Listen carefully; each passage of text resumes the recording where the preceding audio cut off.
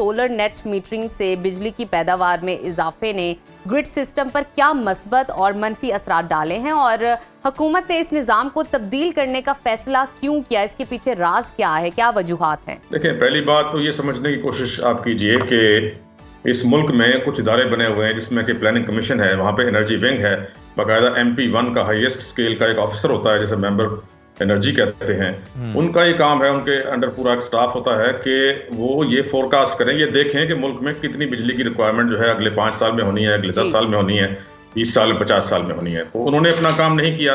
उसके बाद जो है इदारे आते हैं जैसे कि मिनिस्ट्री ऑफ पावर है, उसके अलावा जो है PPIB है, फिर NTDC है, CPPAG है। उसके बाद सबसे इंपॉर्टेंट इदारा है नेपरा का ये काम होता है। नेपरा का काम होता है जनरेशन लाइसेंस इशू करना और टैरिफ देना जी।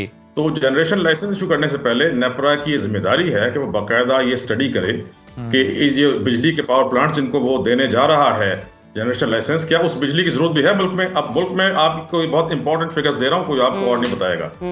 सर्दियों में सिर्फ 7,000 मेगावाट आप इस्तेमाल करते हैं और गर्मियों में ये बढ़कर 22,000 मेगावाट पे चली जाती है। वैसे ज्यादा होती है, 28-29,000 मेगावाट की रिक्वायरमेंट होती है, लेकिन आपका ग्रिड 22,000 मेगावाट ज्यादा नहीं ले सकता। और आपने कितने लगवा दिए हैं इन्हीं इदारों ने जिनका मैंने नाम लिया है? आपने 45,000 मेगावाट, 45,000 मेगावाट के वो पावर प्लांट्स लगवा दिए हैं और अभी 17,000 से लेके 22,000 मेगावाट तक के जो पावर प्लांट्स हैं वो इस वक्त पाइपलाइन में है, जो लगने हैं अगले चंद साल में।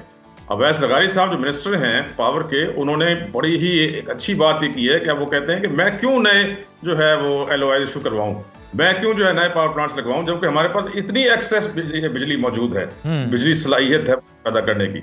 अब आप देखें ना, जब 7,000 मेगावाट आज रिक्वायरमेंट है, 45,000 लगे हुए हैं, तो ये डिफरेंस है, ये मैं, आप और तमाम कारखानेदार जो हैं और सब लोग ये कैपेसिटी पेमेंट्स की मद में दे रहे हैं, ठीक है ना। इससे सोलर नेट मीटरिंग का ताल्लुक नहीं है, ये तो आपने इतने एक्सेस जो लगा दिए बिजली जी, उसकी वजह से ये हमारे ऊपर इतना बोझ आ रहा है। फिर जो चोरी होती है, 40% तक कुछ डिस्कोज हैं जहाँ चोरी होती है, वो चोरी का जो है बोझ वो भी आम आवाम पर डाल दिया जाता है।